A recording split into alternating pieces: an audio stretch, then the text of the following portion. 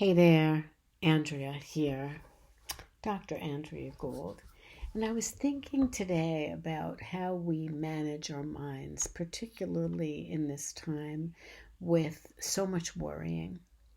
And I was just thinking that, the urgency of our worries has grown, to say the least, in amplitude.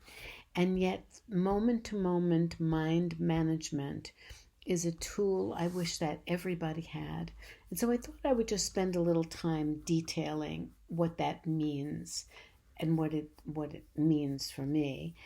I'm a longtime practitioner of mindfulness meditation, but before I even knew that word, we cognitive psychologists knew that we had to teach our clients how to manage their anxiety. And their anxiety, all of our anxiety, is grounded in thinking and what we think in particular.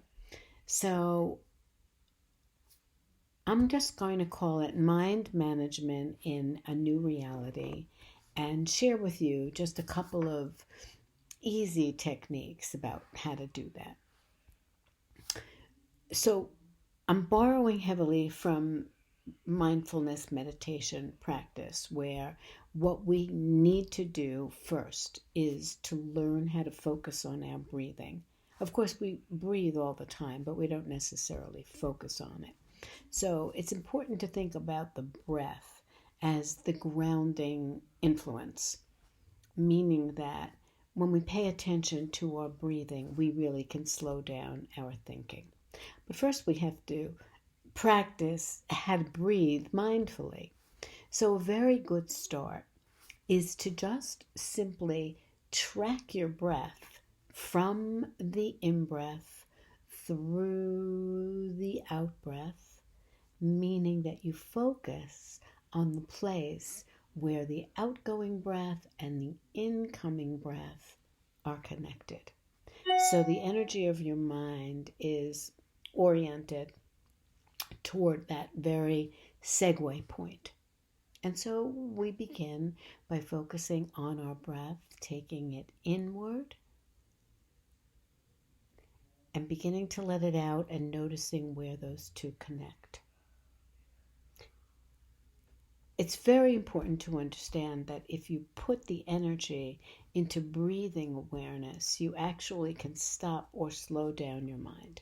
But let's just focus on the breathing for a moment. My prescription is that we do that for, let's just say, 2 full minutes, and that's a long time. You'll notice how many breaths you take within a minute or how many breaths you take within 2 minutes. By then, your mind should be slowing down. I wish everybody would take a tutorial on mindfulness, and it's easy enough, and I'll give you some references at the end of this little video blog. Okay, so in a pinch, the next thing that you're going to do is focus on the thought. So it might be anticipating, or it might be remembering, or it might be worrying. My biggest concern is when we worry and there's really nothing we can do about it. So let's start by labeling the worrying thought with the word worrying. And certainly that's the shorthand for it. Or you could say worrying about children or worrying about parents. But simply encapsulate it. And then after you've nailed it, after you've noted it, then you return your attention to the breath, the same kind of breathing that we were talking about before, which is simply noticing your breath as you inhale and noticing your breath as you exhale, particularly paying attention to those moments where they meet the end of the in-breath and the beginning of the out-breath. You could ask yourself if the worrying thought reoccurs, and very often it will. You can ask yourself if there's an action that you can take, and if you can identify an action, like I've got to fill out that form or I've got to do that, then do it. because that'll short circuit the worrying for sure. We've all noticed by now how action can really reduce worrying. But if the answer comes back that there's nothing you can do, you've got a few choices. Aside from not allowing yourself to go down that road, or as many people say, I just don't allow myself to go there, another thing to do is to express. And I call that kind of part 2 or step 2 is expressing. And so as you're expressing yourself, you can do it in a number of ways. You can write the worried thought down on a piece of paper. You know, I'm a journal keeper, so putting it on your journal, in your journal, would be a really good way. And if you can, let me see what I was going to say.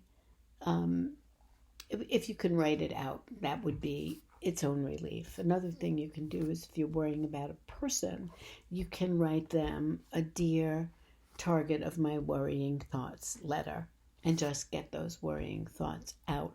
It's really important sometimes that we actually express it. Because in learning how to control your worrying thoughts or how to control your anxiety, the journal is an essential tool. Mindfulness is an essential tool, and the journal is an essential tool. So let's just recall both of those tools.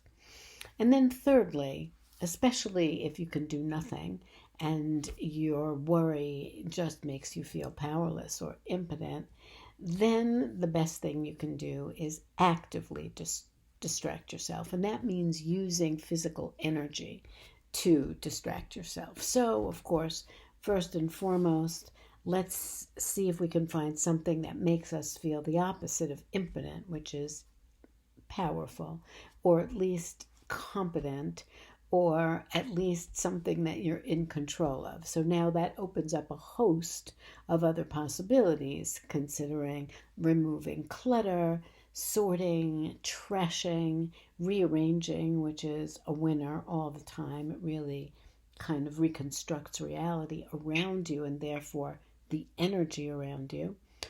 So there's that kind of distraction. Then there's using your body.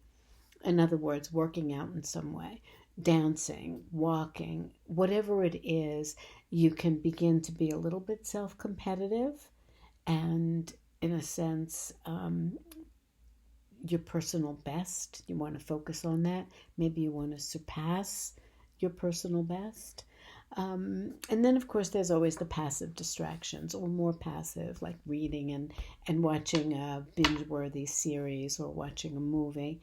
I think what's important there is that you can also listen and learn, or watch YouTube videos and learn. Learning is one of the best ways to feel in control and to reestablish some positive neurotransmitter activity in your body. Okay, tip for the day, signing off for now until we meet again randomly in the near distant future. Bye for now.